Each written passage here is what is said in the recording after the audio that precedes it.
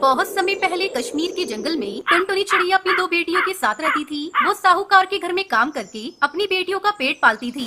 जंगल में बारिश का मौसम शुरू हो चुका था। सभी पक्षी अपने अपने घरों में आराम से रह रहे थे, पर गरीब टुनटुनी चिड़िया किसी तरह अपने टूटे फूटे घर में गुजारा कर रही थी। अचानक एक दिन उसकी बेटी पिंकी बीमार पड़ जाती है। उसकी दवा लाने के लिए टुनटुनी के पास पैसे नहीं थे। वो साहूकार से कहती है, मालिक, मेरी बेटी बीमार है, उसे ठंड लग गई है, मुझे कुछ पैसे दे देते तो मैं अपनी बेटी का इलाज करवा लेती। देख टुनटुनी, मैं तुझे काम के बदले पैसे देता हूँ। तेरी बेटी बीमार है, इसमें मैं क्या कर सकता हूँ? तेरे जैसे और कई नौकर मेरे घर पर काम करते हैं। सभी को अगर मैं पैसे देने लगा तो मैं भी कंगाल हो जाऊंगा। मैं तुझे फालतू पैसे नहीं दे सकता। तब तक आप लोग कमेंट में बताएं 67 - 56 कितने होते हैं? मालिक, ऐसा मत कहिए। पिछले साल इसी तूफानी बारिश की वजह से मेरा पति मर गया, लेकिन अब मैं अपनी बेटी को मरता नहीं देख सकती। मुझ पर दया करिए। तो ठीक है, अगर तुझे पैसे चाहिए तो तू अपना घर मेरे नाम कर दे और पैसे ले जा। मालिक, अगर मैं अपना घर आपको दे दूंगी तो मैं अपनी बेटियों को लेकर इस ठंड में कहाँ जाऊंगी? तो फिर मैं तुझे पैसे नहीं दे सकता। तू कहीं और जाकर पैसे मांग। ठीक है मालिक, मैं अपना घर आपके नाम कर देती हूँ। मेरी बेटी की जान मेरे लिए घर से ज्यादा कीमती है। टुनटुनी अपना घर साहूकार के नाम करके उससे पैसे ले लेती है और अपनी बेटी पिंकी का इलाज करवाती है। 2 दिन बाद ही साहूकार टुनटुनी के घर पर कब्जा कर लेता है। माँ, इस बारिश में हम कहाँ रहेंगे? वैसे भी पिंकी अभी तक पूरी तरह से ठीक नहीं हुई है। तुमने अपना घर बेचकर ठीक नहीं किया। माँ, क्या करती? अपना घर बेचने के सिवा मेरे पास और कोई दूसरा रास्ता नहीं था। माँ देखो ना, पिंकी ठंड से कपकपा रही है। जल्दी चलो। हे भगवान, हमें इस मुसीबत से जल्दी निकाल। कोई तो आसरा दे हमें। बस बेटा, थोड़ा हौसला रख, हमें अभी कोई रहने का ठिकाना मिल जाएगा। टुनटुनी अपनी बेटी पिंकी और भूरी के साथ नए घर की तलाश करने लगती है। अचानक भूरी को नारियल का ढेर दिखता है। माँ, वो वहाँ नारियल का ढेर पड़ा है, हम नारियल से अपना घर बनाते हैं। हाँ बेटा, यही ठीक रहेगा। टुनटुनी अपनी बेटी भूरी के साथ मिलकर नारियल का घर बनाती है। माँ, अब तुम्हें उस लालची साहूकार के घर काम करने की कोई जरूरत नहीं। हम अपना व्यापार करेंगे। लेकिन हमारे पास तो पैसे है ही नहीं, फिर व्यापार कैसे करेंगे? यहाँ पर इतने सारे नारियल पड़े हैं माँ, हम इसी नारियल से बर्फी बनाकर बेचेंगे। आपको तो बहुत अच्छी बर्फी बनानी आती है। टुनटुनी को अपनी बेटी का सुझाव बहुत अच्छा लगा। अगले दिन से वो नारियल की बर्फी बनाकर बेचने लगती है। कई पक्षी उसकी दुकान से नारियल की बर्फी खरीदते हैं। देखा माँ, अपनी नारियल की बर्फी कितनी अच्छी तरह से बिक रही है। सभी पक्षी को बहुत पसंद आ रही है। हाँ बेटा, ये सब तेरे कारण ही संभव हुआ है। इस तरह टुनटुनी चिड़िया बारिश के मौसम में नारियल की बर्फी बेचकर खुशी खुशी अपनी बेटियों के साथ नारियल के घर में रहने लगती है।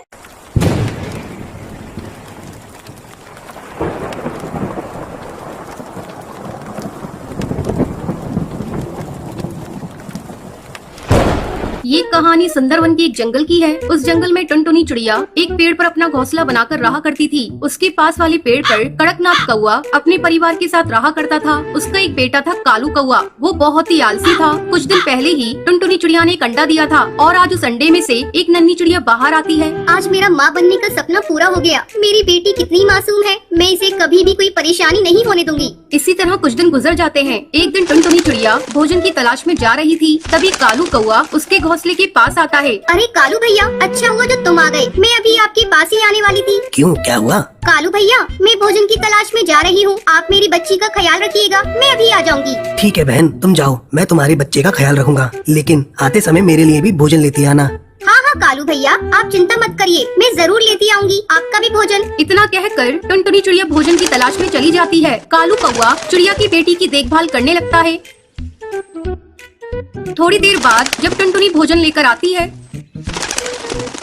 कालू भैया, आपका बहुत बहुत धन्यवाद जो आपने मेरी बच्ची की देखभाल की। ये लीजिए, मैं आपके लिए भी भोजन लेकर आई हूँ। ठीक है टुनटुनी चिड़िया, अब तुम अपनी बच्ची का ख्याल रखो, मैं अपने घर जा रहा हूँ। इस तरह टुनटुनी चिड़िया रोज भोजन लेकर आती और कालू बैठा बैठा ही खाता है। धीरे धीरे कई महीने गुजर जाते हैं और बारिश का मौसम शुरू हो जाता है। तब एक दिन टुनटुनी चिड़िया कहती है, मैं इस बारिश से अपनी बेटी को कैसे बचाऊं? मेरी बेटी इस बारिश में भीग रही है। मैं कालू के पास जाकर मदद मांगती हूँ, शायद कालू मेरी मदद करे। टुनटुनी चिड़िया कालू के पास जाती है। भैया, इस बारिश में मेरा घोंसला पूरा भीग गया है। अब मेरा घोंसला पता नहीं कब टूट जाए। क्या बारिश रुकने तक आप मुझे अपने घोंसले में रहने दे सकते हैं? मैं अपनी बेटी को अपने साथ लेकर आई हूँ। टुनटुनी चिड़िया, मैं तुम्हें साफ साफ बता देना चाहता हूँ, मेरे घोंसले में इतनी जगह नहीं है मैं तुम दोनों माँ बेटी को रख सकूँ। तुम कोई दूसरा आशियाना देखो। टुनटुनी चिड़िया मन मटोस कर वहाँ से चली जाती है। धीरे धीरे बारिश तेज हो रही थी। अचानक टुनटुनी चिड़िया को एक पेड़ में बड़ा सा सुराख दिखाई देता है। टुनटुनी चिड़िया अपनी बेटी को लेकर उस सुराख में छुप जाती है। सुबह हो जाती है, लेकिन बारिश नहीं थमती। टुनटुनी चिड़िया अपने घोंसले की मरम्मत करने लगती है। अब टुनटुनी चिड़िया का घर बारिश में भीगने से बच जाता है। इस बार टुनटुनी चिड़िया अपने घोंसले को छाते से ढक देती है। कालू कौवा टुनटुनी के घोंसले को देखकर कहता है, अरे ये टुनटुनी चिड़िया तो बहुत ही चालाक निकली। इसने तो अपने घोंसले को छाते से ढक लिया है। मैं मौका देखकर इसका छाता चुरा लूंगा और अपने घोंसले में लगा दूंगा। एक दिन जब टुनटुनी चिड़िया अपनी बेटी के साथ भोजन की तलाश में गई थी, तब कालू कौवा टुनटुनी चिड़िया के छाते को चुरा लेता है और उसे अपने घोंसले में लगाने लगता है। तभी भुल्ला चील वहाँ आ जाता है और वो कालू से छाता छीन लेता है। कालू कौवे, तुमने बहुत गलत किया। तुमने टुनटुनी चिड़िया का छाता चुरा लिया। अभी जाओ जाकर ये छाता टुनटुनी चिड़िया के घोंसले में लगाओ। अगर तुमने ऐसा नहीं किया तो मैं तुम्हें मार डालूंगा। भुल्ला चील के डर से कालू कौवा छाता ले जाकर टुनटुनी चिड़िया के घोंसले में लगा देता है। फिर उस जंगल के सारे पक्षी और टुनटुनी चिड़िया अपनी बच्ची के साथ खुशी खुशी रहने लगती है। ढोलकपुर नामक एक गांव में कालू नाम का एक कौवा रहता था। कालू बहुत ही खुश मिजाज किस्म का कौवा था। कालू कौवा बाकी पक्षियों की तरह ही था, मगर उसकी लंबाई बहुत कम थी। वो बौना था। कई बार पक्षी कालू कौवे की कद की वजह से उसका मजाक उड़ा दिया करते थे, मगर कालू कौवा उन लोगों की बातों पर ध्यान नहीं देता था। अरे भाइयों, हाँ तुम सभी यहाँ चाय पीने आते हो या लड़ाई करने आते हो अभी मैं तुम पक्षियों को हंसाता हूँ, फिर तुम सभी लड़ना तो एकदम बंद ही कर दोगे, वो भी अभी के अभी। क्या रे कलुआ, हैं? कैसन हो? तुम्हारा ही इंतजार कर रहे थे। अब तनिक कुछ मस्त सा सुनाई दो। ये सबका शांति के खातिर दिमाग का दही हुई गवाह है। अरे भैया जी क्यों परेशान होते हैं? अब आपका कलुआ आ गया है ना, ये लीजिए कलुआ की तरफ से एकदम तड़कता फड़कता शानदार चुटकुला। तो एक बार की बात है, एक पत्नी अपने पति से कहती है कि अजी सुनते हो, पड़ोस की मीना की बेटी को 100 में से 99 नंबर मिले हैं। इस पर पति पूछता है, अच्छा फिर 1 नंबर कहाँ गया? ये सुन पत्नी कहती है कि वो नंबर अपना चिंटुआ लेकर आया है कालू के चुटकुलों को सुन सभी जोर जोर से हंसने लगते हैं। ए वाह भाई वाह, कालू चुटकुला सुन के तो मजा ही आ गया। अब इसके बाद कुछ दूसरा सुना दो। ठीक है, आप लोगों की खिदमत में मैं कालू एक प्रश्न पेश करने जा रहा हूँ। तो सुनो, एक पत्नी अपने पति से चॉकलेट छिपाकर सबसे ऊंची रैक पर रख देती है। पति ये देख लेता है, मगर लाख चाहने पर भी उसे चॉकलेट नहीं मिल पाती। बताओ क्यों? अरे बाबा रे, उतना तो मालूम ही नहीं है, तू ही बता।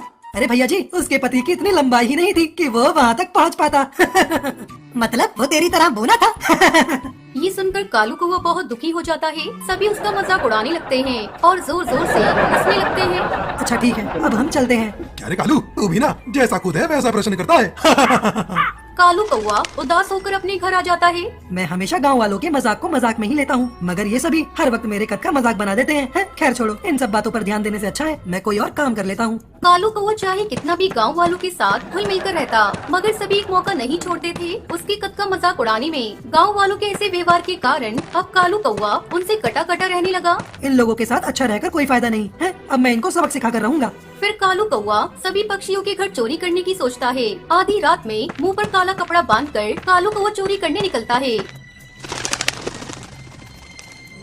जब सभी गांव वाले मेरा मजाक उड़ाने से पहले नहीं सोचते, तो मैं क्यों उनके घर पर चोरी करने से पहले सोचूं? शांति से जाता हूँ और चोरी करके आता हूँ। कालू कौवा चुपके से एक घर में घुस जाता है। सभी सो रहे थे। कालू कौवा धीरे धीरे सामान चुराता है और अपने झोले में रखता है और वहाँ से भाग जाता है। अगली सुबह गांव में हल्ला हो गया कि गांव में चोर घुस आया है। अब मुझे खुशी मिल रही है, अब ये भी परेशान हो रहे हैं। अब तक तो ये सिर्फ मुझे ही परेशान करते थे, अब मैंने भी इनको सबक सिखा दिया। एक दिन कालू कौवा चोरी किया सारा सामान लेकर अपने घर जा ही रहा होता है कि तभी उसे टुनटुनी चिड़िया देख लेती है और वो कालू कौवे का पीछा करने लगती है। कालू कौवा हड़बड़ाहट में दरवाजा जल्दी से बंद कर देता है। अगली सुबह भी टुनटुनी चिड़िया कालू को सुबह सुबह सामान लेकर हड़बड़ी में आती देखती है। ऐसा कई दिनों तक होता है, तब जाकर टुनटुनी चिड़िया को कालू पर शक होना शुरू हुआ। ये हर रोज कुछ सामान लेकर हड़बड़ी में आता है और हर रोज गांव में भी चोरी हो रही है। कुछ ना कुछ तो गड़बड़ जरूर है। आधी रात में कालू घर से बाहर आया। टुनटुनी चिड़िया भी उसका पीछा करने लगी। कालू कौवे घर में गया और सामान चोरी किया। तभी टुनटुनी चिड़िया ने उसे पकड़ लिया। छोड़ दो मुझे, देखो मुझसे मत उलझो, नहीं तो अच्छा नहीं होगा।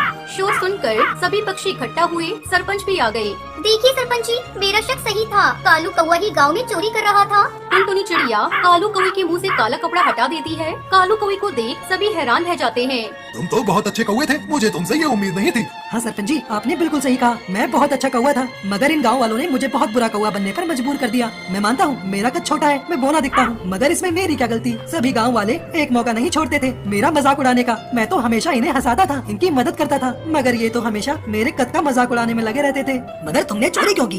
सरपंच जी, मैंने इन सभी से बदला लेने के लिए चोरी करना शुरू किया था। जितना इन लोगों ने मुझे परेशान किया था, उतना ही मैं भी इन्हें परेशान करना चाहता था। सरपंच जी, आप इसकी बातें क्या सुन रहे हैं? तुरंत इसे कड़ी से कड़ी सजा दीजिए। चुप हो जाइए आप सभी। आज आप लोगों की वजह से एक अच्छे पक्षी को बुरा बनना पड़ा और आप पक्षी चाहते हैं कि मैं इसे कड़ी से कड़ी सजा दूं। अगर इसका कद छोटा है, ये बोना है, तो इसमें इसकी क्या गलती? कालू, तुम भी आज से चोरी करना छोड़ दो और कोई भी तुम्हारा मजाक उड़ाए तो मुझे बताना। इस तरह सभी गांव के पक्षी कालू का मजाक उड़ाना छोड़ देते हैं।